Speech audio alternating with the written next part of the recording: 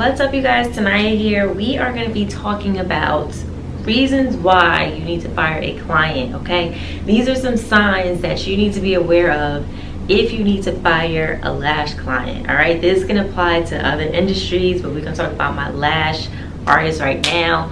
All right, this is a very, very hard topic because it's not easy to fire a client. I've fired a few clients, not a whole lot because I don't enjoy doing that, but I was put in some situations where I just couldn't continue to be taken advantage of.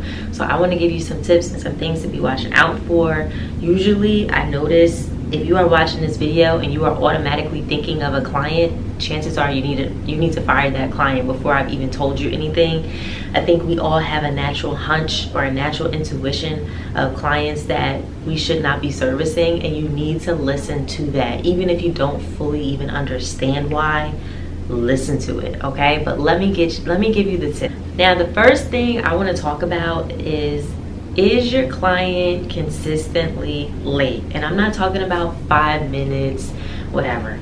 Is your client more than 15, 20 minutes, 25 minutes? They're calling you at the time of their appointment saying that they're just leaving their house, they're on their way. Are they constantly doing that to you? Okay, I've had one client who, now she was coming to me like since I started in the beginning in my house, not necessarily at the beginning of when I first got my certification and stuff like that, so first started taking clients. But she started coming to me after I stopped working in a salon and I started going on my own, working in my home. She had found me, I didn't know her, but she was all of a sudden constantly 15 minutes late or a little more. Or she would call me, it'd be like 3 minutes or 5 minutes of her appointment time. Oh, I'm just leaving my house, I'm on my way. Or like, it was always lateness, and it was every time. And she would come every 2 weeks, always late. I would talk to her about it, always late. And it was to the point where I was like, oh, come earlier, like, so you're not running behind or whatever. Always late, but I would always accommodate her. I would never cancel the appointment or reschedule her. It wasn't until like the end where I was getting really frustrated and tired of it, I canceled the appointment and I just said, listen, you got to come on time or whatever. She kept doing it, and I had to cut her off. I had to say, listen, I can no longer provide you eyelash extensions. You are constantly late. And I had another lady who was just like that, and she wouldn't even call or text or anything. She would just show up 20-25 minutes late and come in, I'm so sorry. And it was just constant. Like, it's one thing if somebody has an emergency or once in a blue moon, like, things happen, but all the time, every 2 weeks, for months, not a good client. And it's gonna get to a point where you're like, okay, how long do I want to put up with this? Because if all of your other clients are on time or early and stuff like that, your bad clients start to stick out like a sore thumb. Another reason, I've never fired a client for this, but I've seen this on social media. Some lash artists fire clients who do not cleanse their lashes, and their lashes are very dirty.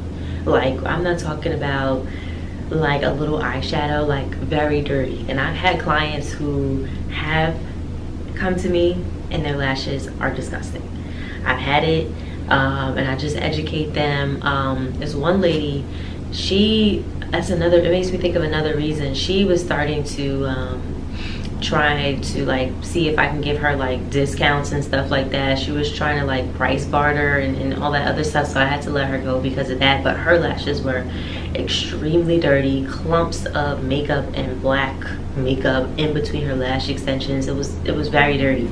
Some people fire clients because their lashes are extremely dirty and they don't take care of them, which means their lashes are going to be falling off. It also means that it's more work for the lash artist. You have to do deep cleanses and pulling out dirt and gunk from their lash line. It's a lot of extra work. And if they don't really, it kind of makes you as the artist, it's like if they don't care about the work, because this is handmade work, if they don't care about the work, then it's like, why are you even coming to me? It's kind of like you're wasting my valuable art because it is art to me. It's like, you're wasting my art, you don't care about it, why should I provide it? So maybe that's why some lash types do that. Comment down below if you've ever fired a client because of cleanliness.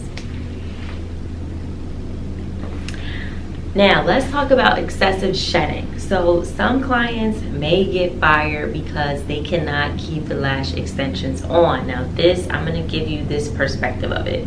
And I'm going to give you it from this perspective that it's the client's aftercare, or the client is constantly rubbing their eyes. Maybe they have really bad allergies, or they just don't care for them. So the lash artist may let them go and say, I don't think lash extensions are for you because of X, Y, and Z. There's some clients who lash extensions just aren't for them. They may do way better with a strip lash, or maybe they can just get clusters and put clusters in because it's not as much upkeep. Eyelash extensions are like high maintenance. It is. And some people, the way they sleep or their lifestyle, it just isn't going to work for them. So you may have to fire a client because their lifestyle, sometimes medical history plays into effect. They just can't keep them on no matter what. Some people may be allergic. You have to let them go.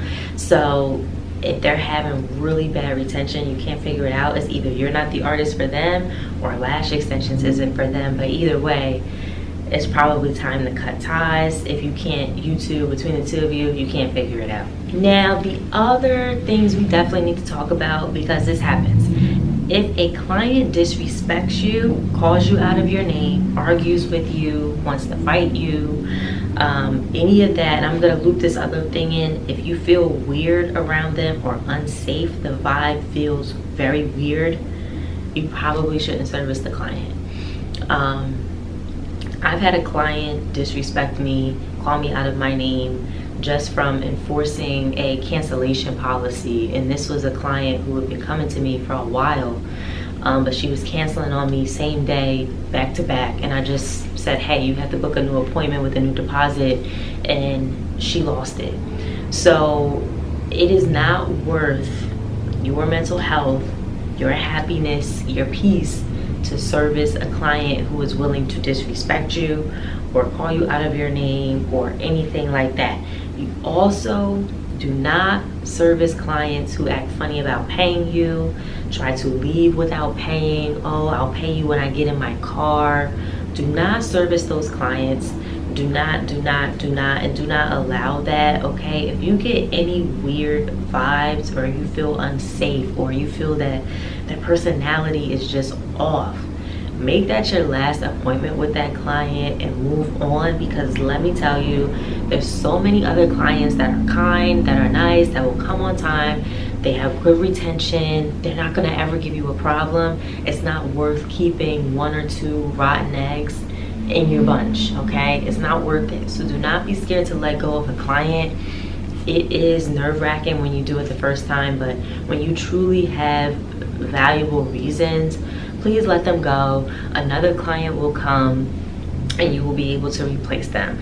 So I hope this video helped you guys. Comment any other tips down below, all my other artists out there. Let's help each other out and keep each other safe out there and having our businesses run as smoothly as possible. And I will see you guys in the next video.